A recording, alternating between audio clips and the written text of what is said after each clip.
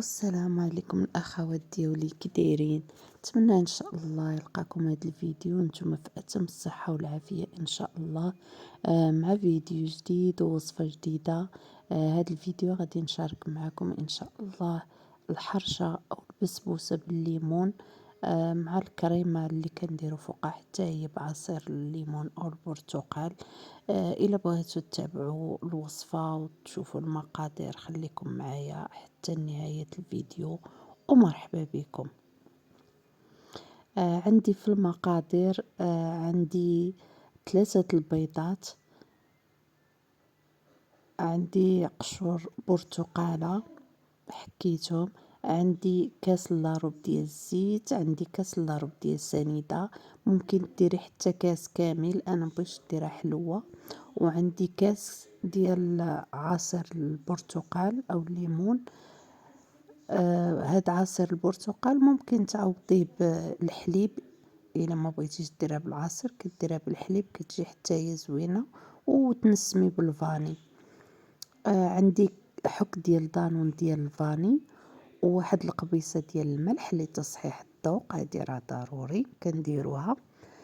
صافي نطرب هذاك البيض وسنيده مزيان حتى نحس بسنيده دابت مزيان ما تبقاش باينه. كنديرو سنيده البنات ديك الرقيقه باش كتذوب لينا دغيا مع البيض. صافي كنستمر بحال هكا كنخفق. صافي من بعد كنضيف هذاك الكاس ديال عصير البرتقال وداك الياغورت ديال الفاني. ممكن تستعملي دانون طبيعي الا عندك، حيت منسمينه هنا بالقشور ديال الليمون ماشي مشكل نديرو دانون طبيعي.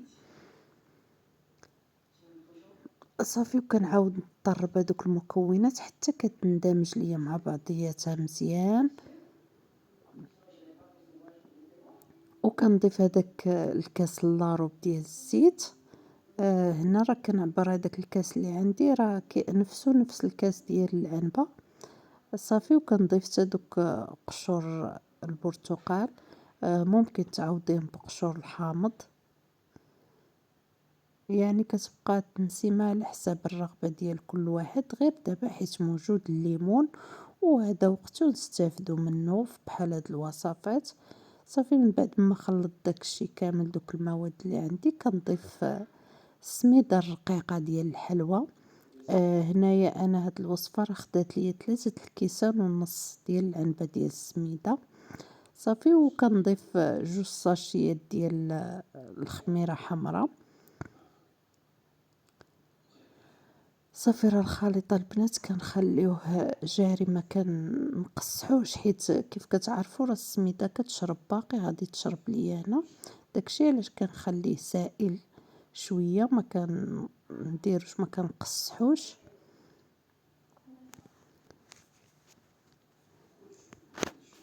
صافي هنا غادي ندوز نجيب المول اللي غادي ندير فيه هذاك، والمول كيبقى على حسب الاختيار الشكل اللي عندك كتقضي به ماشي مشكل.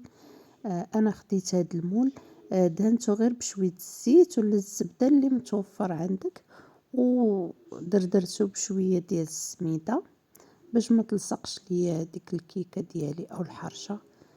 صافي وكنضيفها فيه. شتي دابا كيتقال عندي الخليط حيت شربات، كل ما كنخلوها كتشرب. حنا خصنا نزربو بها باش ما تشربش لينا وتجينا قاصحه وتجينا مدقصه مني طيب. صافي كنحاول نضرب هذاك المول شويه مع الارض ونقادو باش يجينا داك السطح مستوي ومقاد، ما تجيناش بلاصه طالعه وبلاصه نازله. صافي دابا راه الفران انا كنت شاعله من قبل باش يسخن ليا. كنديروها في الفران يكون ساخن مزيان على درجه حراره متوسطه. ها هي الحرشه من بعد ما طابت كطيب الفوق كتنشف، وكنهبطوها نحمروها من الوجه.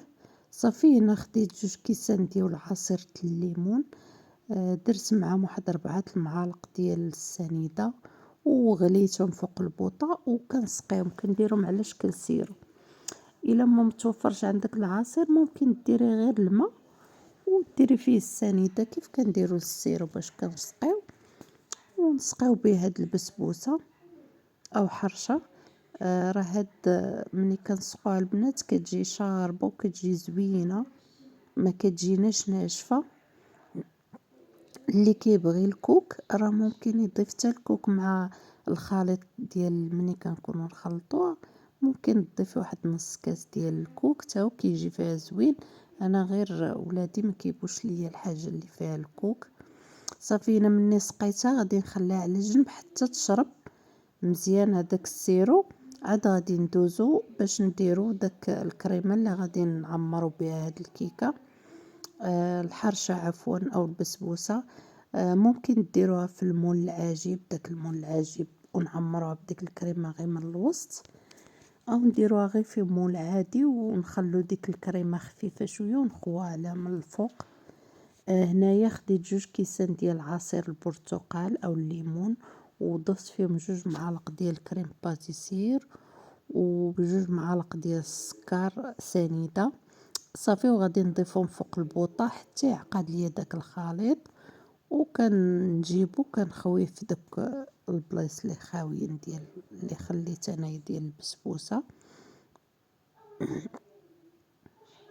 هادشي كيبقى غير كيف فكرة، ولكن راه كل واحد كيقضي بداكشي اللي عنده. المول اللي عندك غادي ديري فيه هاد البسبوسة. صافي كيف كتشوفوا كنخويها في دوك البلايص اللي بقاو عندي ديال المول. كنحاول نقادها باش تجيني مقادة، تجيني سطح واحد. صافي وكنخليها فوق سطح العمل حتى تبرد شوية، عاد كنديرها في الثلاجة تبرد مزيان، عاد كنقدمها. وتزيين كيف كنقولوا كيف العادة كيبقى على حساب الرغبة وعلى حساب المتوفر عندك. وهذا هو الشكل النهائي من بعد ما خرجتها من الثلاجة. وكنتمنى تعجبكم وتنال الرضا ديالكم هاد الوصفة وتجربوها، وكنقول لكم شكرا، ونتلاقاو في فيديو آخر إن شاء الله.